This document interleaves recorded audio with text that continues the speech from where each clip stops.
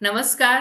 ઓસ્ટન C ટોકના ફરીથી નવા episode સાથે આપણે હાજર છીએ અને આજે મારી સાથે ગાંધીનગરથી જોડાયેલા છે રૂપાબેન જાની, જે 62 યર્સ ઓલ્ડ છે અને 45 વર્ષનો મેરિડ લાઈફનો એક્સપિરિયન્સ છે.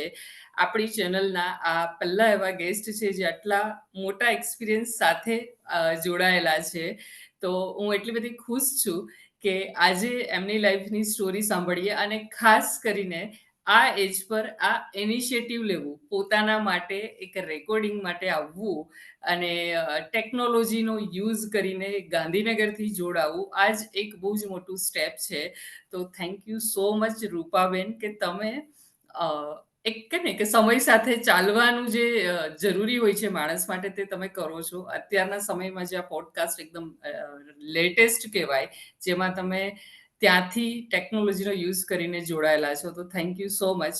અને રૂપાબેન વિશે જણાવું તો એમને એ સમયે બીએ કરેલું છે, સંગીત વિશારદ કરેલું છે અને 25 વર્ષ એમને એઝ અ સિંગર પોતે પોતાનો એક શોખ પ્રોફેશનમાં કન્વર્ટ કરીને કામ કરેલું છે. અને હજુ એવું બહુ બધું છે એમના વિશે જે એમના મોડે જ આપણે સાંભળીશું. Thank you so much Rupaben, ફરીથી એઝ અ ગેસ્ટ આપણી ચેનલ પર આવવા માટે. અને મોસ્ટ વેલકમ કે તમે આજે અહીંયા જોડાઈને તમારી જર્ની માટે રેડી થયેલા છો શેર કરવા માટે. સો અરે મોસ્ટ થેન્ક યુ. તમારો પણ હું આભાર માનું છું કે મને પણ આવો ચાન્સ આપવા માટે. મને પણ આ ઉંમરે આવો ચાન્સ ક્યાંથી મળવાનો હતો. એટલે હું પણ તમારો ખૂબ આભાર માનું છું. Thank you so much Purviben. Thank you.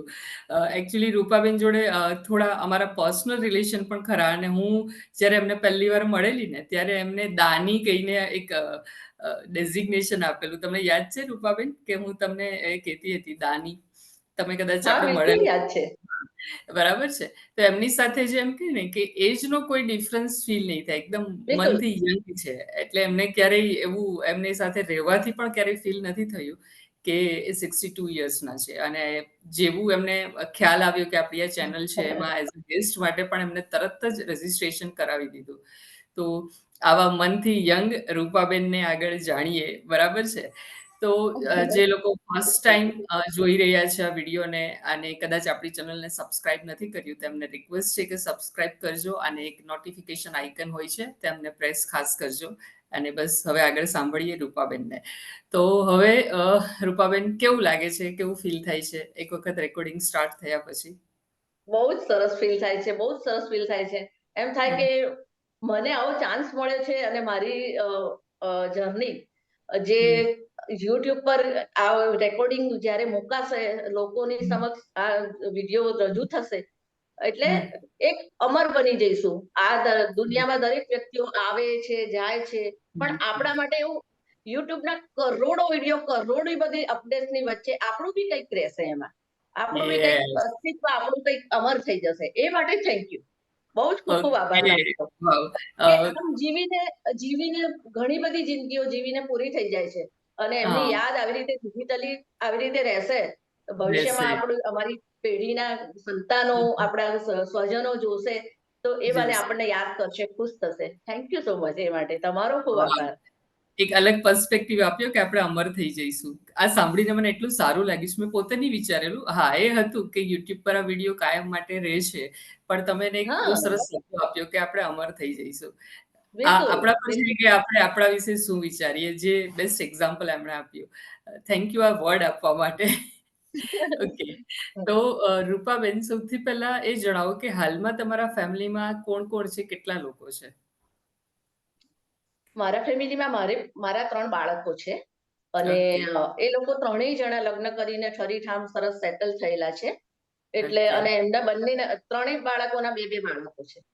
એટલે ઓકે. આમ અમે અમે બે હસબન્ડ વાઈફ સિવાય પૂરા 1 હમ. ડઝન એટલે 12 મારા સંતાનો સભ્યો તરીકે છે. 12 છોકરાઓ મારા. બસ. કારણ કે મારો દીકરો અને એની વાઈફ એ પણ મારી દીકરી જ છે ને, એટલે એ મારા સંતાનોમાં જ આવે ને. એટલે મારા યસ. 12 સભ્યો છે. ટોટલી બાળકો 12 છે મારા. એ સભ્યો. મારી જવાબદારી ઓકે. છે. જવાબદારી. બરાબર છે. તો જેમ-જેમ એક-એક ફેમિલી મેમ્બર વધતું જાય, પહેલા જ્યારે તમે લગ્ન કરેલા હોય, ત્યારે એક અલગ ફેમિલી હોય. પછી તમારું ફેમિલી વધતું જાય અને આટલા 45 વર્ષનો જે આખો ગાળો છે, જેમ ફેમિલીમાંથી ફેમિલી બનતું જાય. તો તમારે કંઈ શીખવું પડે આ બધું સેટલ થવા માટે? કારણ કે પહેલાં તમે લગ્ન કરીને આવો, ત્યારે નવા લોકો સાથે, પછી તમારી ફેમિલી વધે અને આજે તમારો તો એક જે અનુભવ છે, તેમાં ત્રીજી પેઢી પણ આવી ગઈ, બરાબર ને? બિલકુલ, હા, તમારા દીકરાના દીકરા હતો. તો આ આખું ટ્રાન્ઝિશન છે, એક યંગ હા. એજથી 62 યર્સનું, તેમાં તમે જાતે જાતે કંઈ કરો કે તમને એવું લાગે કે કંઈક શીખીએ પણ છીએ, શીખવું પણ પડે, જનરેશન ટુ જનરેશન જે બદલાય તેમાં તમે પોતે કંઈક ને કંઈક શીખીને પછી લોકો સાથે એડજસ્ટ કરીને રહેતા વધારે સારું પડે એવું લાગે છે તમને? તમારી લાઈફમાં એવું હા, થયેલું છે? બિલકુલ. બિલકુલ, હમ. બિલકુલ લાગે છે. સાચી વાત છે. કારણ કે આપણે જે આપણા ફેમિલીમાં નવા પાત્રો ઉમેરાય છે, એ હમ. અલગ-અલગ ફેમિલીમાંથી આવે છે ને. મારા દીકરાની વહુ કે મારા જમાઈઓ, એ લોકો સમાજના અલગ-અલગ પરિવારમાંથી આવવાના ને. એટલે એ હમ. લોકોની સાથે બી આપણે એડજસ્ટ કરવું પડે, સેટ કરવું પડે, સમજવા પડે એ લોકોને. એટલે હમ. અ, તમે કહો છો એ વાત સાચી છે, જરૂરી છે. જરૂર છે. ઓકે. તો તમે કોઈ એક વસ્તુ એવી કહી શકો કે જે તમને લાગે છે કે જે તમને આ બધા ટ્રાન્ઝિશનમાં કામ લાગી છે, કે જે તમારા સ્વભાવમાં છે ઓર એલ્સ તમે શીખતા ગયા છો? એવું શું હતું કે જે તમને આટલા વર્ષો સુધી બધા લોકો સાથે જોડી રાખવામાં હેલ્પ કરે છે તમારી અંદર? એક જ કે આપણો સ્વભાવ. મારો હમ. સ્વભાવ બિલકુલ મળતાવડો અને સોફ્ટ હાર્ટેડ છું એકદમ. અને કોઈને ઓકે. દુઃખ થાય એવું હું કરી શકતી નથી. મને બધા સાથે હળી-મળીને રહેવાનું ને એવું બધું બહુ ગમે છે. અને પરિવાર, સ્વજનો એમને દુઃખ થાય એવું હું ન કરી શકું. કદાચ મને એમ થાય કે મારે અ, કદાચ આ વસ્તુ નથી મારાથી એ થતી, પણ તો ભી હું મારા છોકરાઓને, મારા પરિવારને હંમેશા ખુશ જોવા માંગુ છું. બધાની હેલ્પ કરવા માંગુ છું બસ. હા, ઓકે. ઓકે. તો હવે વાત કરીએ તમારા લગ્ન સમયની, કે હા. એક એજ પર જ્યારે લગ્ન થાય છે, ત્યારે દરેકને કંઈક ને કંઈક અઘરું લાગતું હોય છે. તો તમારી લાઈફમાં એવું કંઈ થયેલું? હા, મેડમ, મારા લગ્નની વાત કરું ને તો મારું લગ્ન બહુ જલ્દી થઈ ગયું હતું. હું 11મા ધોરણમાંથી ભણીને 12મા ધોરણમાં આવી. 11મા ધોરણમાં મેં એડમિશન કર્યું ત્યારે મારા જે ટીચર્સ હતા ને એ બધા મારા પપ્પાને કહેતા હતા કે, "સર, આ છોકરી હોશિયાર છે, એને સાયન્સમાં મૂકો." મને પોતાને બી આમ એજ્યુકેશન ભણવાનું બહુ ગમતું હતું. હમ. બરાબર? અને હું 12મા ધોરણમાં આવી અને અચાનક જ પપ્પાની તબિયત ખરાબ રહેવા માંડી. પપ્પાને હમ. Heart એટેકની problem. એટલે 12મા હમ. પછી તરત જ મોટી બેનના લગ્ન કરવાના હતા. સાથે સાથે મારા લગ્ન થઈ ગયા 12મા પછી. એવું થયું મારી. ઓકે. હા. એટલે એક તરુણી, એક કિશોરી, એક છોકરી હતી. એ હા. અચાનક એક હાઉસવાઈફ બની ગઈ, એક ગૃહિણી બની ગઈ. અને હા. પછી થોડા સમય પછી એક માં બની ગઈ. એવું થયું. ઓકે. તો એ તમને અઘરું લાગેલું હશે કે એક બહુ નાની એજમાં ભણતા-ભણતા હા, લગ્ન થઈ કારણ ગયા. કે મારી ઉંમરની મારી સાથે ભણતી બધી છોકરીઓ મસ્ત સાયકલ લઈને, પેન્ટ પહેરીને કોલેજ જતી, મસ્તી કરતી, મજા કરતી. અને મારે હમ. કેવું કે લગ્ન થઈ ગયા પણ પછી મારે સાસરે વધારે રહેવાનું થયું. કારણ કે એ લોકો બી એક્સપેક્ટ કરે ને કે ભઈ ચલો મારા હસબન્ડ 6 બહેનો વચ્ચે અને મોસાળમાં અને હાથે ને એવી રીતે બધા પરિવારમાં એક ના એક હતા મારા હસબન્ડ. એટલે એ હમ. લોકોને બહુ જ હરખ હતો કે અમારી વહુ અમારી સાથે રહે, અમે એની સાથે રહીએ. એવું બધું બધા ઘરડા વધારે હતા મારા સાસરી પક્ષમાં. ઓકે. હા, ઓકે. 8 એક બધા એમના બધા સગાવાલા એકદમ હમ. પેરેન્ટ્સ હતા, બધા ગ્રાન્ડ પેરેન્ટ્સ એમના. એટલે એ લોકો એવું એક્સપેક્ટ કરતા હતા કે વહુ અમારી સાથે રહે, કે આગળ વધે ઓકે. એમનો સંસાર. એટલે પછી મારે સાસરે રહેવાનું થતું. અને હું જયારે પાછી મારા મમ્મીના ઘરે વિસનગર આવું ત્યારે હું જોઉં કે મારી બેનપણીઓ અને મારા જે બધા સાથે ભણતા હતા એ બધા મજા કરે છે. એ મને થોડું અઘરું લાગતું હતું. સાસરીમાં ઓકે. ગુજરાતી સાડી પહેરવાની, માથે ઓઢવાનું, એ બધું થોડું હા, અઘરું લાગતું હતું. અઘરું હા. લાગતું. ઓકે. તો અ, આ તો અઘરું લાગતું હતું, પણ છતાં બી તમે એ સમય પસાર કર્યો. તો એ એ બિલકુલ. જે સમય હતો તેમાં તમે પછી તમારી સ્ટડી કન્ટિન્યુ રાખી ભણવાનું, કે છોડી દીધેલું? હા, હા, હા. મેં મારું ભણવાનું કન્ટિન્યુ રાખ્યું. કારણ કે ભણવાનું મને વધારે આમેય ભણવાનું ગમતું હતું. બરાબર? ઓકે. અને મીનવાઇલ એવું હતું કે મારી નાની બેન નાનપણમાં એને કંઈ બીમારી આવી ને, એટલે બ્લાઇન્ડ થઈ ગઈ હતી. બિલકુલ ટોટલી બ્લાઇન્ડ થઈ ગઈ હતી. પણ પછી એની બધી દવા અને સેવા ને એવું બધું કર્યું એટલે થોડું બીજી આંખે એને થોડું થોડું દેખાતું હતું. એટલે ભગવાનની હમ. મહેરબાનીથી પોતાની જાતે હરતી-ફરતીને હાથ એવું હતું. પણ મારે એને હમ. એજ્યુકેશનમાં હેલ્પ કરવી પડતી મારે, એઝ અ મોટી ઓકે. બેન. એટલે મને ભણવાનું ગમતું હતું અને મેં એની સાથે સાથે મારું અને એનું બંનેનું ચાલુ રાખ્યું. જ્યારે મેં BA ની એક્ઝામ આપી ત્યારે મારો બાબો 5 મહિનાનો હતો. અને મેં મારી BA ની એક્ઝામ આપી હતી અને હું ફર્સ્ટ સરસ સારા માર્ક્સથી પાસ બી થઈ ગઈ હતી. ઓકે. કયા વર્ષમાં તમે BA પાસ કર્યું? યર કયું હતું? 1982 82. 1982 માં મેં BA પાસ કર્યું. ઓકે. તો જે લોકો આ વિડીયો જોઈ રહ્યા છે એમને ખાસ કહેવાનું કે 1982 માં જ્યારે હાર્ડલી એટલું એજ્યુકેશનનું ઇમ્પોર્ટન્સ હતું ને ખાસ કરીને ગર્લ્સ માટે એટલું એજ્યુકેશન નહીં આપવામાં આવતું ને એમને લગ્ન પછી પણ પોતાનું BA તો કમ્પ્લીટ કર્યું અને ઓબ્વિયસલી લગ્ન પછી કરવું અને પિયરમાંથી કમ્પ્લીટ કરવું આમાં બહુ જ મોટો ફરક હોય છે. તો એમને ડેફિનેટલી એ બધી સિચ્યુએશનમાં ઇમોશનલી ટકી રહ્યા અને 82માં પણ BA પાસ કર્યું. આ ઈઝી નથી, રાઈટ? એમાં તો thank you madam, thank you પરિવારનું બી ખરું. મારા ભાઈ ભાભી, મારી બહેનો બનેવીઓ, એ લોકોએ બધાએ મને બહુ સાચવી હતી, બહુ જ હેલ્પ કરી હતી. જે રીતે હું મારી નાની બહેનની હેલ્પ કરતી હતી એ રીતે મારા મમ્મી હતા. પપ્પા તો ગુજરી ગયા હતા. મારો બાબુ 1 વર્ષનો બી નહોતો થયો અને પપ્પા ગુજરી ગયા. એમનું જે ડિસિઝન હતું મારા લગ્નનું એ બધું સાચું જ હતું. એમને કુદરતી એવો સંકેત થઈ ગયો હશે કે હવે હું નહીં આવું તો આ જવાબદારી મમ્મી એકલી, એટલે જે લગ્ન કરી દીધા મારા, કરાવી દીધા પપ્પાએ. પણ એ સિવાય મારા ભાઈ ભાભી એટલે મારા મા બાપ, એ રીતે મારા ભાઈ ભાભી, મારા બેન બનેવીઓ, એ લોકોએ બધાએ મને બહુ જ હેલ્પ કરી છે, સાચવી છે. એટલે એ લોકોનો બી એમાં ખૂબ એમનો હાથ છે, ખૂબ એમનો સપોર્ટ છે. મેન્ટલ સપોર્ટ બહુ હતો એ લોકોનો. ઓકે, સમજી ગઈ. એટલે થોડું ઈઝી થઈ જાય કે આપણે જે કરવું છે તે કરી શકીએ જ્યારે સપોર્ટ હોય હા ત્યારે. બરાબર હા, છે. બિલકુલ બિલકુલ બિલકુલ. ઓકે. અને સપોર્ટ તો હોઈએ પણ સૌથી મોટો સપોર્ટ આપણે પોતે છીએ. આપણે જો ગિવ અપ હા કરી દઈએ કે હવે ઠીક છે લગ્ન થઈ ગયા છે હવે કંઈ નથી કરવું, તો કદાચ નહીં હા ભણી શકીએ. બધું છોડીને ખાલી ઘરની એ સાચવીને બેસી રહીએ એ પણ થતું હોય છે. પણ તમે એ નથી કર્યું. તમે તમારો શોખ પણ ના, મેં પૂરો. નથી કર્યું. હા. હા, અને બિલકુલ જેમ કે વિશારદ મેં કર્યું ને મેડમ, એ બી હમ. એક ડિગ્રી છે. BA ઇન હા, મ્યુઝિક એ 7 હા, વર્ષમાં કરવાની હોય છે. જ્યારે મારા લગ્ન થઈ ગયા ને એટલે હા, એ 7 વર્ષનો જે કોર્સ હતો ને એ પૂરો કરતા મને 17 વર્ષ લાગ્યા. કારણ કે સંગીત એવી વસ્તુ છે કે એમાં રિયાઝ, પ્રેક્ટિસ તો જ આપણને રિઝલ્ટ મળે. એટલે એ હા, વસ્તુ કરવામાં મને 17 વર્ષ થયા. પણ એ પણ મેં પૂરું કર્યું એમ સંગીત વિશારદ. હા. છોડી નહીં દીધું. ભલે મારી 17 વર્ષ પણ પૂરું કર્યું. પૂરું કર્યું, હા. યસ. પૂરું ઓકે. કર્યું. એમાં કેવું કે જ્યારે હું ઘરે હોઉં મારા ઘરે, ત્યાંથી મારો જે સંગીત ક્લાસ હોય ત્યાં જવું. પછી ત્યાં હમ. અમારા ગુરુજી સાથે મારું જે રાગ ને જે બધું મારું જે કોર્સ હોય ને એ બધું રેકોર્ડ કરીને લાવું. અને હું ઘરે આવીને મારું કામ કરતા કરતા એ રેકોર્ડિંગ સાંભળું, એની સાથે સાથે ગાવાની પ્રેક્ટિસ કરું. એમ કરીને પણ મેં સંગીત વિશારદ પૂરું કર્યું એમ. એટલે ઓકે.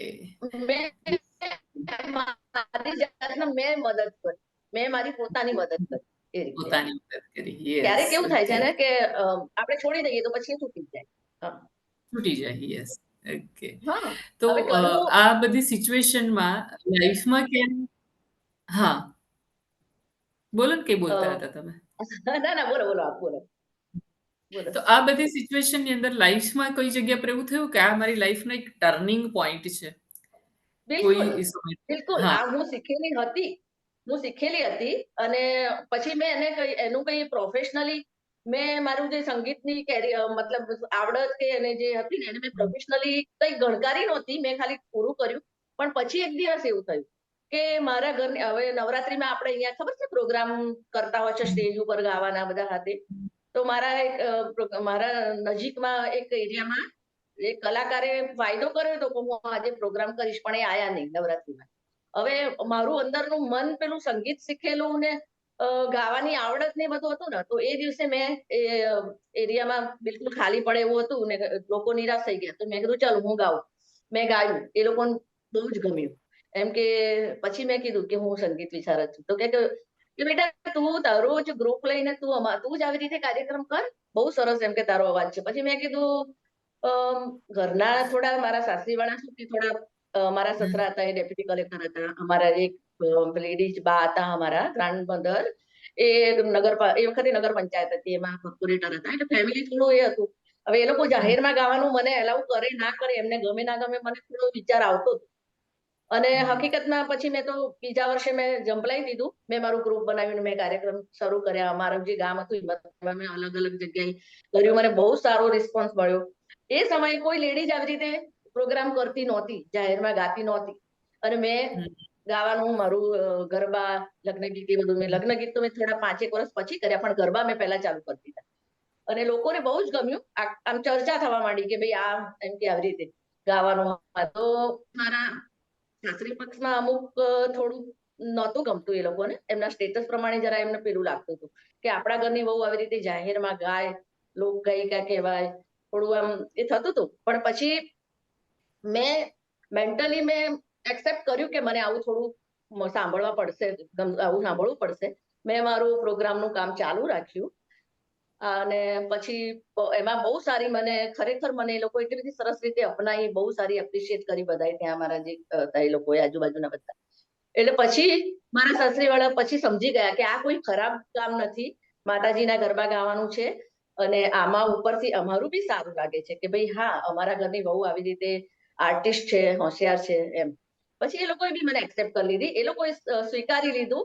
એ લોકો બી પછી મારાથી ઓળખવા માંડ્યા કે ભાઈ આ છે ને અમારી વહુ છે એમ, અમારા ઓકે. ઘરની વહુ છે આ. એ લોકોએ પછી મને એક્સેપ્ટ કરી લીધી, સ્વીકારી લીધું એ વસ્તુ મારી.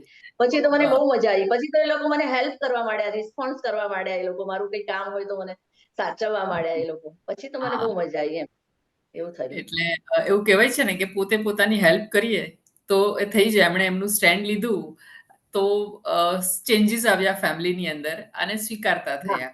પણ જો ડરીને હા. આપણે પોતાના માટે કદાચ એ સ્ટેન્ડ નહીં લઈએ તો આજે દિવસો અલગ હોતે. બરાબર છે ને? એમ નહીં. અને મેં મારું સ્ટેન્ડ લીધું. સાથે સાથે મેં મારા બાળકો, મારો બાબો અને પછી મારે 2 બેબી છે, બરાબર? તો મારા હમ. બાબાઓનો મતલબ મારા છોકરાઓનું એજ્યુકેશન એનું સતત ધ્યાન રાખ્યું. મારા હમ. છોકરાઓ મારી પ્રોગ્રામમાં મારી સાથે મારો બાબો રિધમ વગાડતો, મારી બેબી છે ને એ કીબોર્ડ વગાડતી. એ પોતે અચ્છા. સારામાં સારી સિંગર, એનો અવાજ બી સરસ છે, બધું જ. પણ એ લોકો હા. એને મારા કામની સાથે સાથે મારો બાબો MBA કર્યું છે. હા. મારી બીજી દીકરી છે MCA કરેલું છે, અને બીજી દીકરી છે એણે BBA કરેલું. એટલે છોકરાઓનું એજ્યુકેશન, છોકરાઓનું શેડ્યુલ, ખાવું પીવું, એ એમાં એ બધું લોકોને કોઈ સાચવીને તકલીફ કર્યું. પડે એવું ક્યારેય હમ. નથી કર્યું મેં. હમ. બધી હમ. આપણી જે ફરજો હોય એ તો બજાવી જ છે એમાં. બજાવી જ છે. એ જ તો હા, હાઉસવાઈફ છે ને, મલ્ટિપલ રોલ સાથે. જેમ એક ઓફિસની અંદર કદાચ એક એકાઉન્ટન્ટ હોય, તો એ હા, પોતાનું અકાઉન્ટનું કામની સાથે સાથે રિલેશન્સ પણ સાચવે છે, એની ઉપરના લોકોના, એની બિલકુલ. સાથેના લોકોના. તો સેમ વે હાઉસવાઈફ પણ એ જ કરે છે ને કે એ પોતાનું કામ એઝ અ સિંગર તમે કર્યું અને સાથે સાથે તમે ફેમિલી રિલેશન્સ પણ તમારું જ્યાં જ્યાં રોલ હતો એ પણ કર્યો. બરાબર છે બિલકુલ, ને? બિલકુલ, બિલકુલ. બિલકુલ. તો હાજી. હા. બરાબર. તો એ બધું કરતા કોઈ વખત એવું થયું હોય કે ઇમોશનલ લેવલ પર તમને થોડો થાક લાગ્યો હોય કે કોઈ ચેલેન્જીસ આવી હોય આટલા વર્ષોમાં? એવું તમને કોઈ દિવસ ફીલ થયેલ? ના, નથી થયું મેડમ. આમ તો એવું નથી થયું મને. આમ ઓકે. તો હું મારી જિંદગીમાં હું સેટિસ્ફાઈડ જ છું. હું હમ. ભાગ્યશાળી છું કે મને બધું જ સારું મળ્યું છે એમ. છોકરાઓ બી એટલા જ સરસ છે. છોકરાઓ બી અત્યારે એમની જિંદગીમાં એજ્યુકેશન અને એમની પોતાની ટેલેન્ટ, પોતાની આવડતના લીધે અ, હમ. બાબો ઓસ્ટ્રેલિયા છે, એક બીજી નાની બેબી કેનેડા છે. પણ એ હમ. પોતે એમની જિંદગીમાં એકદમ સેટ છે, વેલ સેટ છે. અને એનો હમ. મારો સન બી એટલો પેલો એ છે, સરસ છે.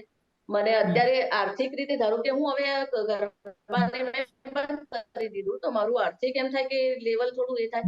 પણ સ્ટીલ નાઉ હજી એ મને હંમેશા રોજ એવું જ કહે છે કે મમ્મી હવે તમે તમારી જિંદગી સરસ જીવો અને આર્થિક હમ. રીતે તમારે હવે ચિંતા કરવાની કોઈ જરૂર નથી. આપણે એવું કામ કર્યું છે, આપણે એ લોકો માટે એવો સમય આપ્યો છે, આપણે એ લોકોને એવા સંસ્કાર આપ્યા છે, ત્યારે પોસિબલ છે ને એ. પોસિબલ છે. યસ, સાચી વાત હા, છે. ઓકે. તો હવે શું કરવું છે? તમે અત્યારે એમ ફ્રી થઈ ગયા છો બધી જ રીતે, બરાબર છે?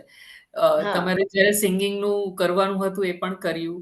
હવે અત્યારે આગળ શું કરવાની ઈચ્છા છે પોતાના માટે? જેમ તમે કહ્યું મારા તમારા માટે મારે રીતે હા, બિલકુલ મેમ. જેમ શીખવાનું છે. કે હું હિંમતનગર રહેતી હતી ત્યારે મારું ગાવાનું સરસ હતું, કન્ટિન્યુ હતું. પછી હું સંજોગો એવા થયા કે મારે ગાંધીનગર રહેવા આવવાનું થયું, બરાબર? તો મારું હવે ગાંધીનગર રહેવા આવ્યા પછી મતલબ છોકરાઓના લગ્ન થયા, પછી હમ. એમના બાળકો થયા. એટલે મારે સંગીતમાં 15 વર્ષનો ગેપ થઈ ગયો. હવે ઓહ! હું છે ને, મારો આમ થોડો કોન્ફિડન્સ હલી ગયો છે. હવે મને એમ થાય કે તમે ગાવાનું મને કહો ને, તો હવે મને થોડુંક થોડો ડર લાગે કે હવે મારથી ગવાશે કે નહીં. 15 વર્ષનો ગેપ પડી ગયો છે એમ. એટલે હવે ઓકે. મારે મારા માટે પ્રોફેશનલી શીખવા જવું છે. જ્યારે ઓકે. શીખી હતી ત્યારે તો એક એજ્યુકેશન, અભ્યાસ અને બહેનની હેલ્પ એ રીતે શીખી હતી. પણ હવે હવે મારે મારા માટે મારે શીખવું છે. હવે આ 15 વર્ષનો ગેપ પડી ગયો છે, તો હવે પાછું ફરી ભલે હું પ્રોફેશનલી પ્રોગ્રામ કરવા ન જાઉં, પણ મને મારા માટે શીખવું છે, મારું કન્ટિન્યુ રાખવું છે, મારા આત્માના સંતોષ માટે એમ. કે ના, મેં જે વસ્તુથી મારી જિંદગી પૂરી બનાવી, એ પૂરી કરું ત્યાં સુધી મારી વસ્તુ કન્ટિન્યુ રહે. મારું ગાવાનું ક્યારેય બંધ ના થઈ જાય એમ. હું જાતે જાતે એકલી બી મારી ઈચ્છા હોય તો ગાઈ શકું એમ. એટલે એ કરવું છે હવે, એ કરવું છે મારે.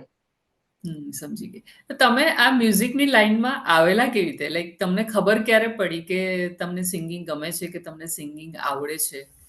હા, બિલકુલ. એ બહુ સરસ વાત છે. કારણ કે મારી નાની સિસ્ટર છે ને, એને આંખોની તકલીફ થઈ ગઈ, બરાબર? તો પપ્પાને એવું થયું કે એક આંખોની તકલીફ વાળો વ્યક્તિ શું કરી શકે?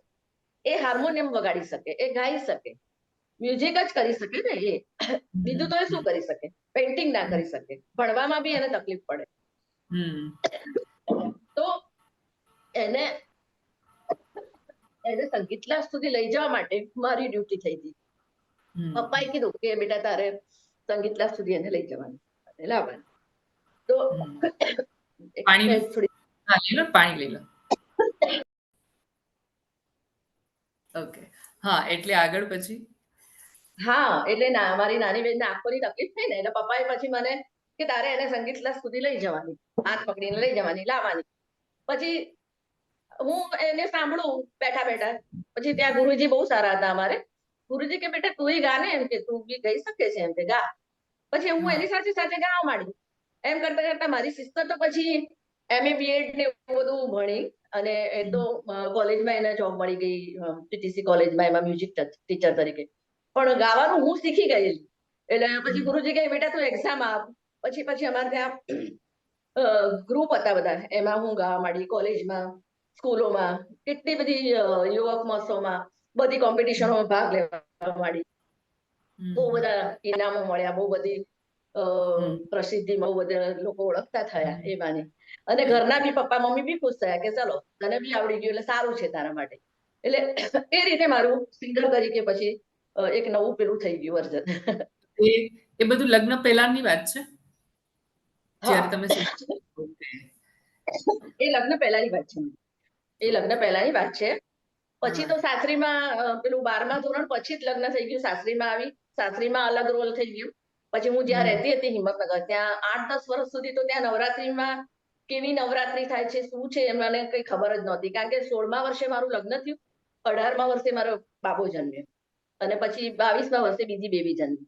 એટલે 2 છોકરાઓનો ઉછેર, ઘરનું કામકાજ હાથે, એમાં પછી સંગીત એમ કે નવરાત્રી ક્યાં કેવી થાય છે એ બધું મને કઈ ખ્યાલ ખબર નહીં. નહીં. પણ પછી જે પેલું એરિયામાં કલાકાર નહોતા આવ્યા અને મેં ગાયું, એ દિવસથી પાછો જિંદગીમાં ટર્નિંગ પોઈન્ટ આવી ગયો. ફરી પાછું ગાયક તરીકે પછી ફરી પાછું મારું કામ શરૂ થયું. એવું થયું. પહેલા થોડું ઘરના લોકોને થોડું ગમ્યું ના ગમ્યું, હા તે આપણે છોડ્યું નહીં કામ કરવાનું. અને મારી દ્રષ્ટિએ કે એક સમાજની દ્રષ્ટિએ કે એક સ્ત્રીની નજરે કે તમે જુઓ તો નવરાત્રીમાં ગરબા ગાવા કોઈ પેલું કામ તો હતું જ નહીં કે ભાઈ એમાં આપણે કંઈ ખરાબ કરી રહ્યા છીએ કે એમાં આપણે કંઈક અલગ કરી રહ્યા છીએ, એવું તો કંઈ હતું નહીં. એટલે પછી મારા લોકોને બી ગમ્યું અને પછી મારું કામ ચાલુ જ રહ્યું. પછી એમાં મેં 25 વર્ષ એમાં લગ્ન ગીત રાસ કરવાના કાર્યક્રમ કર્યા. પછી અમારી ત્યાં આજુબાજુમાં સ્કૂલોમાં હાથે ત્યાં કોઈ વાર્ષિકોત્સવ હોય તો ગરબા શીખવાડવાના હોય, સ્ટેજ ગરબા, એ બધું શીખવાડવાનું કર્યું. પછી આપણે અમારા ત્યાં હિંમતનગરમાં જ બધી લેડીઝ ક્લબ કે મતલબ સામાજિક સંસ્થાઓમાં ગરબાની કોમ્પિટિશનો હોય તો મારી છોકરી Neha and party, Preeti and group, એમ કરી કરીને હું એન્ટ્રી લેતી, નંબરો આવતા, બધું સરસ. એક દિવસ તો અમારું સરસ 3-4 ગરબા મેં કરાવેલા, તો અમદાવાદથી નિર્ણાયકો ને બધા સારા ટીવી આર્ટિસ્ટ બધા એ લોકોએ બહુ વખાણ્યું કામ કે ભાઈ એમ કે એક કોઈ બેન છે એમનો અવાજ ને એમનું કામ સરસ હતું. પછી એ જે મારું ઘર હતું હિંમતનગર, ત્યાં સામે હોલ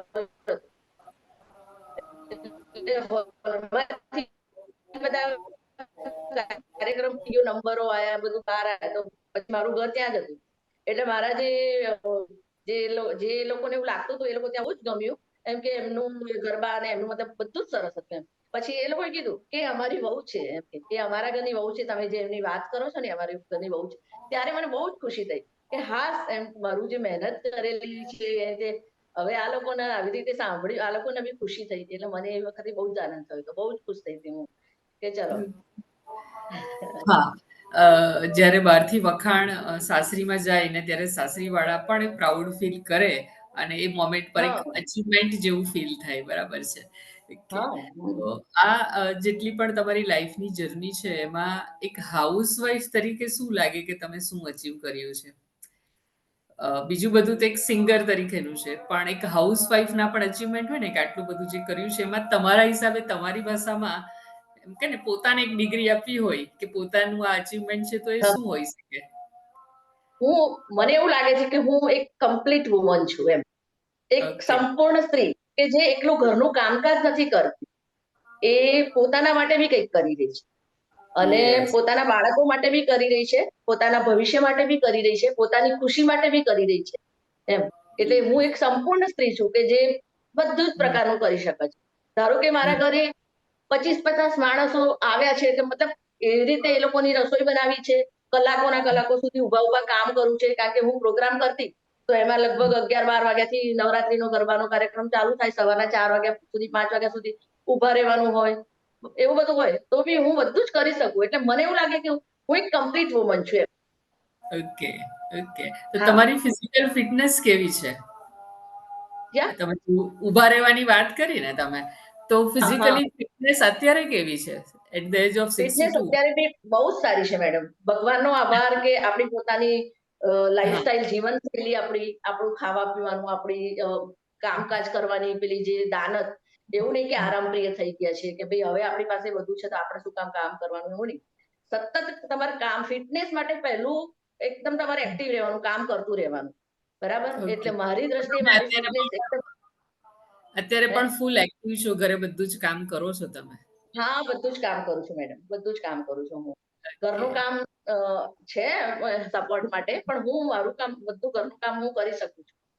બિલકુલ ઓકે. થાક્યા વગર કરી શકું છું એમ. મને ભગવાનનો આશીર્વાદ છે. હેલ્પ બી કરી શકું.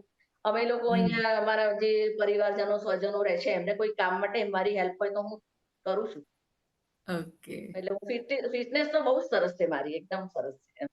ઓકે. તો એના માટે તમે એવું માનો કે ઇમોશનલી આપણે બેલેન્સ હોય તો ફિઝિકલ ફિટનેસ બની રહે છે? બિલકુલ. ઓકે. માનસિક રીતે મને અમુક એવા ટ્રોમા કે એવું મતલબ કોઈ હેરાનગતિ કે એવું કશું મતલબ આવ્યું છે જીવનમાં એવું નહીં. કારણ કે ધારો કે કાર્યક્રમ કરવા અમે પ્રોગ્રામ કરવા જઈએ, તો હું એકલી ના આવું ને, ટીમ હોય કે ભાઈ તબલાવાળા હોય કે ભાઈ પેલો કીબોર્ડ વાળો હોય, સાઉન્ડ સિસ્ટમ હોય, ગાડી હોય. ક્યારેક કોઈ ન આવ્યું, ક્યારેક કોઈ આપણને એમ કે આવીશ અને ન આવે અચાનક. એવું બધું ઘણા બધા મતલબ એ એક જ છે, પણ એ સિવાય લાઈફમાં કોઈ વખત સખત બીમાર પડી ગયા હોઈએ, બરાબર? કોઈ હમ. વખત અચાનક બહુ બધા મહેમાન આવી જાય, ગેસ્ટ આવી જાય, તો આપણે એમ થાય કે ગભરાઈ જઈએ, મેન્ટલી એ થઈ જઈએ. બિલકુલ નહીં. અને ઓકે. હું એ રીતે સ્ટ્રોંગ છું એમ. બિલકુલ જરાય ના થવું. હા, એટલે અને ઇમોશનલી તમે સ્ટ્રોંગ એનું છો મારા એટલા પર માટે એ હાવી નથી થઈ જતું. અને જે હાવી થઈ જાય અને પછી એની આપણે ફિઝિકલ આપણને એની ખરાબ અસર થાય, એવું નથી થતું. હે ને? હું સહન કરી લઉં છું કે ચલો આ મુશ્કેલી આવી છે, તો એનો આ રીતે આપણે સોલ્વ કરી દઈશું. પણ એના લીધે એટલે ફિટનેસ જળવાઈ રહી છે એમ. મેન્ટલી સ્ટ્રોંગ હોવાના લીધે ફિઝિકલી બી ફિટનેસ રહી છે. ઓકે. હા, એ દેખાય છે કે બહુ બધું થયેલું હોય લાઈફમાં, પણ ઇમોશનલી બેલેન્સ તમે કરી શકેલા છો ને, તેના લીધે લાઈફમાં સ્મૂધનેસ દેખાય છે ને તેના લીધે તમે ફિઝિકલી પણ ફિટનેસ દેખાઈ રહી છે તમારી, તમે હા. કામ કરી રહ્યા છો. Thank you. એમાં કેવું છે મેમ કે એક વખતે છોકરાઓ દરેક ગામમાં એક એવું પોઈન્ટ હોય કે જ્યાં સાંજે બધા ભેગા થતા હોય. તો મારો બાબો અને એનો ફ્રેન્ડ ત્યાં ઊભા હતા અને બીજા જે એવા લોફર જેવા છોકરાઓ હતા એમણે કોઈ છોકરીઓની મશ્કરી કરી. અને મારો બાબો એવો હતો કે એને એને એ ગમ્યું નહીં, સહન ના કર્યું. એમાં એ લોકોને બબાલ થઈ ગઈ. બરાબર? વાત હમ. એટલી બધી આગળ વધી ગઈ. તો પછી પોલીસ સ્ટેશન નજીક હતું. એટલે પછી પોલીસ પેલો એ લોકોએ પૂછ્યું કે ભાઈ હમ. મારા સનને પૂછ્યું. મેં તો કીધું મારા સનને કીધું કે તે જે કર્યું છે બરાબર કર્યું છે. એવું ખોટું કોઈની મશ્કરી કરે આપણી છોકરીઓની ના તે એવું સહન તો ના જ થાય. તે સારું કર્યું. પછી એ હમ. પોલીસ સ્ટેશનમાં બોલાયા કે ભાઈ બેન એમ કે તમે કહો છો તમારો સન સાચો છે? મેં કહ્યું હા મારો સન સાચો છે એમ. એને આ વાતનો વિરોધ કરવો જ જોઈએ. આવી રીતે કોઈ છોકરીની છેડતી કરે, હા તે તો એને વિરોધ કર્યો, બરાબર કર્યું છે, સારું કર્યું છે. તો પછી કહે કે પણ તમે પ્રૂવ કઈ રીતે કરશો કે જે છોકરીઓને કરી છે એ તો ભાગી ગઈ, એ તો ઘરે જતી રહી. તમે પ્રૂવ કઈ રીતે કરશો કે ભાઈ આ વસ્તુ આમ હતી? મેં કીધું સર મારી 2 છોકરીઓ છે અને મારી યંગ હમ, છોકરીઓ જ છે.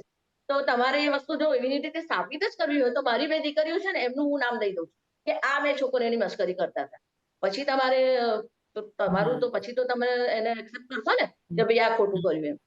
અને પછી હમ. હતા એ માની ગયા કે ના તમારી વાત સાચી છે. તો હવે પ્રૂફ તો છે જ તમારી પાસે. પછી એ વાત પતી ગઈ.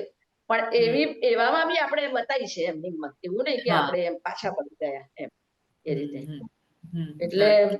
મને તો એવું લાગે કે મારી ફિઝિકલ, મેન્ટલ બધી રીતે ફિટનેસ છે. હું હમ. કમ્પ્લીટ વુમન છું એમ. એમ. ઓકે. બસ આ અંદરનો પોતાના પરનો જે વિશ્વાસ છે ને, તે હંમેશા લાઈફને સ્મૂધ બનાવે છે અને એ તમારી વાત પરથી, હા, તમારા અનુભવથી તમે જે શેર કરી રહ્યા છો, એના પરથી ખ્યાલ આવે છે. ને એટલે જ તમને કોઈ વાત એવી આમ બહુ તકલીફ પડી એવી નથી લાગી. કેમ કે તમે ઇમોશનલી તમારા માટે કેવું છે ને કે પહાડ પણ રાઈ જેવું લાગે. ઘણી વખત એ લોકોની રાઈ જેવી તકલીફ પહાડ જેવી લાગતી હોય. પણ તમે હા. પહાડ જેવી તકલીફને રાઈ જેવી માની લો છો અને એટલે તમારી લાઈફમાં એ ફિઝિકલ, મેન્ટલ બધી ફિટનેસ બની રહેલી છે. હા, કે સાચી વાત છે. બહુ સાચી વાત સાચી. છે. સેલ્ફ કોન્ફિડન્સ મોટામાં મોટી વસ્તુ આપણા માટે સેલ્ફ કોન્ફિડન્સ છે. કોન્ફિડન્સ છે. દરેક દરેક સ્ત્રીએ હું તો એમ કહું છું કે કઈ હમ. ગભરાવાની એવી કોઈ જરૂર નથી હોતી અને આપણી હા, મદદ આપણે જાતે જ કરવાની. હંમેશા આપણી મદદ આપણે જાતે પહેલા કરવાની.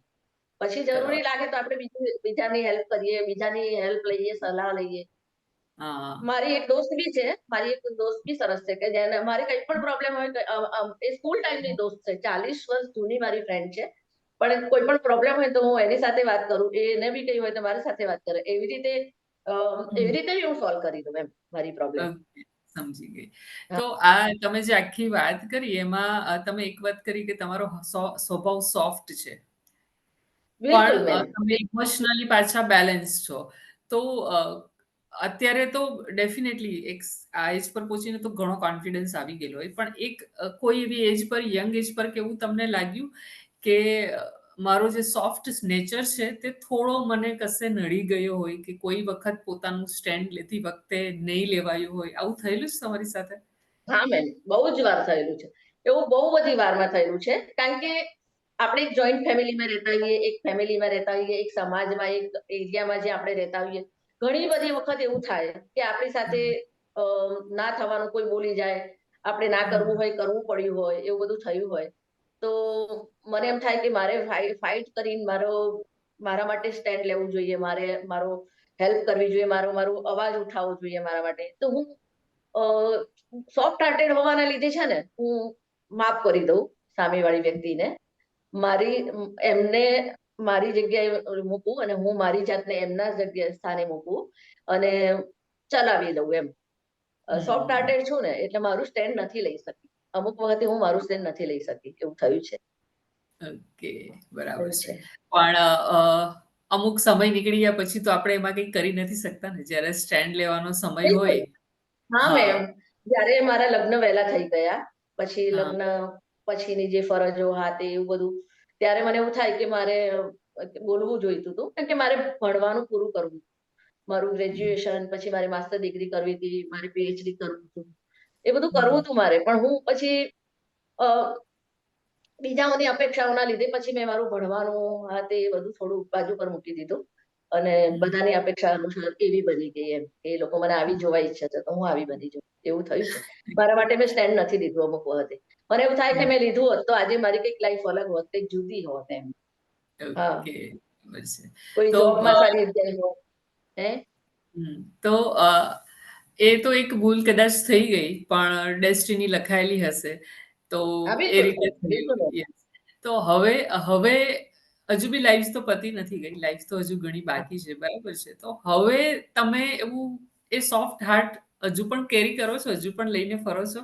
કે હવે એ ભૂલ રિપીટ નહીં કરો? એક સોફ્ટ હાર્ટ પ્લસ પોતાનો સ્ટેન્ડ લેવાનો. આ બંને વસ્તુ હવે કદાચ શીખી ગયા છો. તો હવે ફ્યુચરમાં એવી સિચ્યુએશન આવે તો ફરીથી હા. એ સોફ્ટ હાર્ટ લઈને ફરશો કે નહીં? તમે તમારું સ્ટેન્ડ પણ લેશો? ના, ના. હવે થોડી હવે શું છે કે મારા બાળકો, મારી લાઈફ આમ જોવા જાવ તો બધું સેટ થઈ ગયું છે.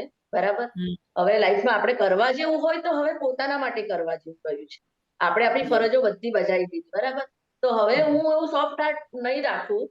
હવે મને એમ થાય કે મારે આ કરવું છે ને એમાં કંઈ ડિસ્ટર્બન્સ, કંઈ વિઘ્ન આવે તો હું એ નહીં ચલાવું. હવે હું મારા માટે જ જીવીશ, મારા માટે જ કરીશ. મારે જે કરવું છે એ જ કરીશ મેં હવે. એટલું તો મારી મેચ્યોરિટી મને એટલું કહે છે કે હવે તારે તારા માટે જ કરવું જોઈએ એમ. હવે હું યસ. સોફ્ટ હાર્ટ મારું આગળ આવે તો પણ એને બાજુમાં મૂકી દઈશ કે ના, આજ સુધી તે તારી જાતને બહુ અન્યાય કર્યો છે. તારી જાતને તે હમ. ડિમોરલાઈઝ કરી છે. તમારે સરસ કંઈક સારી જોબ કરવી હતી. સરસ હમ. અલગ કંઈક જિંદગી હોત મારી. એ બધું મારાથી નથી થયું. તો આમ આપણે આખી જિંદગીનું આમ વિચારીએ, ઇવોલ્યુશન કરીએ તો આપણને એવું થાય કે આપણે પોતાની જાતને અન્યાય કર્યો છે એમ. તો હમ. એ નથી કરવું હવે. હવે મેચ્યોરિટી પ્રમાણે વર્તીને હવે પોતાના માટે જ કરવું છે. દાખલા તરીકે મારે હવે પ્રોફેશનલી સંગીત ગાવાનું પ્રેક્ટિસ કરવી છે, શીખવું છે. તો હું કરીશ જ હવે. એ હું કરીશ. મારા માટે ટાઈમ કાઢીશ. હા, મારી તબિયત માટે હું ચાલવા જઉં છું. હમ. હું મારી રેગ્યુલર કઈ દવા, એક્સરસાઇઝ, હા તે બધું ભગવાનની પ્રાર્થના. ફર્સ્ટ ઓફ ઓલ કે હું ભગવાનમાં બહુ માનું છું. મને ઓકે. ભગવાન ઈશ્વરની એ શક્તિ પર બહુ જ વિશ્વાસ છે એમ. યુનિવર્સ પર મને બહુ જ વિશ્વાસ છે. એટલે ઓકે. હું કોઈને દુઃખ થાય એવું નહીં કરું. પણ હું મારી જાતને અન્યાય બી નહીં કરું. હવે હું મારે જે કરવું છે એ કરીશ એમ. Yes, yes. એ બેલેન્સ રાખીને. એટલે ઓલમોસ્ટ બેલેન્સ આખી રાખી. લાઈફ તમારું જે ઇમોશનલ સ્ટ્રોંગ હતું તે તમને કામ લાગેલું છે. એટલે કદાચ જે ભૂલો થઈ કે સ્ટેન્ડ નહીં લીધું તે પણ તમને કદાચ એટલું અઘરું નથી લાગ્યું. નથી એટલું લાગ્યું. કદાચ હા, એટલો કદાચ અફસોસ નથી. તમે જે જીવ્યા છો તેમાં તમે ખુશ છો કે ભલે કદાચ એ ત્યારે સ્ટેન્ડ નહીં લીધું. પણ અત્યારે જે છે તેમાં તમને સંતોષ છે. હા, બિલકુલ. હા, એક છે કે હું મારા પરિવારને બહુ જ ચાહું છું. મારા બાળકો છે, મારા હમ. છોકરાઓ, મારા કુદરતનો આશીર્વાદ કહો કે મારા દીકરાની દીકરી છે જે ઓસ્ટ્રેલિયા રહે છે, એને જન્મી હમ. જ છે ત્યાં જ, એટલે ઇંગ્લિશ જ ટોટલી. પણ તો પણ એ ગુજરાતી ગીતો ગાય છે. શી ઇઝ અ સિંગર અને એને બિલકુલ મારો વારસો આવ્યો છે એમ. એને જોઈને બધા એવું જ કહે છે કે એટલે અને મારા બધા 6 બાળકો છે પણ બહુ જ સુંદર અને બહુ જ હોશિયાર ને એવા છે. એનો મને બહુ સંતોષ છે અને એ લોકો માટે કંઈક કરવાનું હશે અને જેમાં મારે મારું છોડવું પડશે, તો હું એ લોકો માટે રેડી છું. એ લોકો માટે હું ગમે તે કરી શકું છું એમ. મારા પરિવારોને, મારા છોકરાઓને, મારા સ્વજનોને, મારા જે ભાઈ-બહેનોના પરિવારો છે, મારો પરિવાર છે, મારા ભાઈ-ભાભી છે. એ લોકો માટે જો મારે કંઈક કરવાનું આવશે, તો હું હમ. ત્યારે મારી ખુશીનું નહીં વિચારું. ત્યારે હું એ લોકો માટેનું જ કરીશ એમ. પહેલો એ લોકોનું કામ કરીશ. બરાબર. એટલા લોકો માટે મારે સોફ્ટ કોર્નર રહેવાનું હંમેશા. એ લોકો ઓબ્વિયસ છે માટે. તો ફેમિલી છે એટલે હા. ઓકે. તો યંગ લેડી માટે તમે કોઈ મેસેજ આપશો કે જે લોકો સોફ્ટ હાર્ટ હોય પણ સમય પર એમને પોતાનું સ્ટેન્ડ લેવું જોઈએ. તો તમારા એટલે એવું તરફથી તમે કોઈ એમને મેસેજ આપશો જે યંગ લેડી કદાચ આ વિડીયો જોઈ રહી હોય તો એમને તમે શું કહેવા માંગશો? હા, યંગ લેડી એટલે કે જેના લગ્ન બાકી છે, એ લોકોએ તન, મન, ધનથી પહેલા ચેક કરીને એ વ્યક્તિ સાથે લગ્ન કરવું. બરાબર? કારણ કે હમ. તમે જે લગ્ન કરો છો એક વ્યક્તિ સાથે, પણ તમારે એક આખા પરિવાર સાથે એડજસ્ટ કરવાનું હોય છે. એ પરિવારના જે સંસ્કારો હોય, એ પરિવારના જે ગુણો અવગુણો હોય, એ તમારે તમારા બાળકોને જન્મ આપો એમાં આવવાના છે. એટલે એક તો યંગ લેડી એને લગ્ન કરવાનું હોય કે જે મમ્મીઓ છે એમના બાળકોના લગ્ન બાકી હોય, એ લોકોએ લગ્ન કરાવવાની બાબતમાં પાત્રનું ચેક કરવાનું એ બહુ જ કરવાનું જરૂરી છે. અને બીજું કે તમારે આત્મવિશ્વાસ રાખવાનો, તમારે જાત પર આત્મવિશ્વાસ રાખવાનો, તમારું અંદરનું દિલ અને દિમાગ બંને વચ્ચે કન્ફ્યુઝન હોય, તો એવું નહીં કે દિલનું કયું માનવાનું, આખી લાઈફનું વિચારવાનું. કારણ કે જો તમારી આખી મારી એજ છે, હું અત્યારે આ એજ પર આવી ગઈ છું. હવે મારી જિંદગીનો જે સમય જતો રહ્યો છે, એ તો પાછો આવવાનો નથી. હવે મને એમ થાય કે હું પીએચડી કર્યું તો કદાચ કરી શકું આ ઉંમરે, એવું નહીં. પણ તો એ એક મારે જે જવું ટાઈમે જે પડે. મેળવવું હતું એવું ન મેળવી શકી ને, એવું થાય. હમ. એટલે હમ. એવું નહીં, તમે જે યંગ લેડી છે, યંગ લેડીના પેરેન્ટ્સ છે, એ લોકોને એક તો લગ્ન બાબતમાં બહુ જ હું કહું છું કે એમાં બહુ જ કેર કરવાની એ વાતમાં. બરાબર? અને બીજું કે ભણવામાં એજ્યુકેશન. તમારાથી જેટલું લેવાય એટલું એજ્યુકેશન તમે લો. અને બીજું કે તમે હંમેશા તમારી જાતને અપડેટ કરતા રહો. સમય પ્રમાણે ટેકનોલોજી સ્વીકારો. બરાબર? હમ. કંઈ નવું-નવું શીખો, વ્હીકલ શીખો, કોઈ આર્ટ શીખો. હમ. ગમે તે કરો. હમ. તમે સમય પ્રમાણે તમારા ચેન્જિંગ ડ્રેસીસમાં, કપડામાં, બધામાં તમે અપડેટ કરતા રહો તમારી જાતને એમ. હું એવું માનું હમ. છું એમ. કારણ કે હું એવું કરતી રહી છું. મારી સાથે જે અમે લોકો સાથે ભણતા એ સમયની જે લેડીઝ છે કે જે ફ્રેન્ડ્સ છે, એ લોકોનો અમુક ફ્રેન્ડ્સ એવા છે કે જેઓ ચેન્જ લાયા છે પોતાનામાં, પોતાની આખી એમાં પર્સનાલિટીમાં. પણ અમુક છે લેડી જે ત્યાંના ત્યાં જ રહ્યા છે. એ લોકોનું વિચારો, એ લોકોનું કપડાં પહેરવાની સ્ટાઇલ, એ લોકોની બોલવાનું એટીટ્યુડ બધામાં. એટલે હમ એ લોકોને પછી શું થાય છે કે વાતચીતમાં ને એમાં ઇન્ફિરિયરિટી થઈ જાય છે, લઘુતા ગ્રંથિ થઈ જાય છે. એટલે એ લોકો સમય સાથે બધા સાથે એડજસ્ટ નથી થઈ શકતા, હળી-ભળી નથી શકતા. એટલે પોતાની જાતને અપડેટ કરતા રહો અને એના માટે એજ્યુકેશન બહુ જ જરૂરી છે. ભણવાનું બહુ જરૂરી છે. ભણતા રહો તમે. ગમે તે ઉંમરે ભણાય છે. મેં ના કીધું કે મારું સંગીત વિશારદ કરતા મને 7 વર્ષના બદલે 17 વર્ષ લાગ્યા. કારણ કે હા આ બાજુ ઘર સંસાર ચલાવવાનો હતો, આ બાજુ પ્રોગ્રામ કરવાના હતા અને આ બાજુ મારું ભણવાનું હતું. હમ. એટલે પણ તો ભલે પણ ગમે ખરી તેમ રહો. તમે હા અપડેટેડ રહ્યા એમ. તો પણ તમે હા, પૂરું કર્યું, તમે સમય સાથે રહ્યા અને સમય સાથે જે અપડેટેડ રહ્યા છે એનું બેસ્ટ એક્ઝામ્પલ છે કે આજે તમે મારી સામે છો આ રેકોર્ડિંગ માટે. એનું એક બેસ્ટ એક્ઝામ્પલ છે ને એ જ મેસેજ રૂપાબેન આપી રહ્યા છે કે એમની સાથેના એજના જે લેડી છે કે કોઈ પણ લેડી છે, સમય સાથે જે પણ બદલાવ છે એને સ્વીકારીને અપડેટેડ રહેવાથી પોતાને ઘણો ફાયદો થાય છે. હા, એકદમ બિલકુલ. એગ્રી છું તમારી વાત સાથે. તો થેન્ક આ યુ. આ છે રૂપાબેન, જેમની લાઈફની જર્ની આપણે સાંભળી ને જે લોકોને એમની જર્ની ગમી હોય, એમની હિંમત ગમી હોય, એમનો ઇમોશનલ બેલેન્સ ગમ્યો હોય કે જે પણ ગમ્યું હોય, તમને જો આ પોડકાસ્ટ ગમ્યો હોય તો એક લાઈક કરજો. તમને એઝ અ પાર્ટિસિપન્ટ આવવું હોય તો પ્લીઝ એક કમેન્ટ કરજો અને જેમ રૂપાબેન જોડાયા છે તેમ તમે પણ રજિસ્ટ્રેશન કરાવી શકો છો ને તમારા જેવા બીજા લેડીઝને પણ જોડો. શેર કરજો આ વિડીયો જો તમને એમની સ્ટોરી ગમી હોય તો. અને thank you so much Rupaben ફરીથી કે તમે આજે અહીંયા આવ્યા, તમારી લાઈફની જર્નીને શેર કરી. એટ ધ તમારો બી ખૂબ એન્ડ ખૂબ આભાર. મને આવો સરસ ચાન્સ આપ્યો અને હું તો કહું છું દરેક લેડીઝે આ ચાન્સ લેવો જોઈએ અને હા, આ રીતે અમર થઈ જવાનું મને બહુ જ ગમ્યું. Thank you so much. તમારો બી ખૂબ આભાર. Okay. So thank you so much. Thank you આપણા ઓડિયન્સને, જે લોકો આ વિડીયો જોઈ રહ્યા છે એમને પણ થેન્ક યુ કે અમારી ચેનલ પર સબસ્ક્રાઇબ કરીને અમારી સાથે જોડાયેલા છો આ સ્ટોરીને સાંભળવા માટે. તો જો ફરીથી કોઈ મારી મળીશું. કોઈક હા. વસ્તુ ન ગમી હોય કે ક્યારેક કંઈક થોડી ભૂલ થઈ હોય તો મને માફ કરજો અને અરે એવું હોતું જ નથી. આપણે મનુષ્ય છીએ અને હાલતા ચાલતા બોલતા આપણાથી કંઈ ને કંઈ ભૂલ તો થતી જ હોય છે. બેસ્ટ વાત એ છે કે તમે આવ્યા અને તમે અહીંયા તમારી વાત કરી. અને બેસ્ટ વાત એ પણ છે કે જે લોકો અત્યારે સાંભળી રહ્યા છે, તમને જોઈ રહ્યા છે. આપણી ચેનલનો સૌથી મોટો સપોર્ટ છે જે લોકોએ સબસ્ક્રાઇબ કરીને અહીંયા આગળ આ વિડીયોઝને જોવા માટે આવે છે. તો બસ એ બધાના થેન્ક યુ સાથે, કુદરતના આભાર સાથે આ એપિસોડ આપણે અહીંયા પૂરો કરીએ છીએ. ફરીથી મળીશું નવા ગેસ્ટ સાથે, એમના નવા અનુભવ સાથે. ત્યાં સુધી goodbye. Thank you so much. Thank you. Bye. By.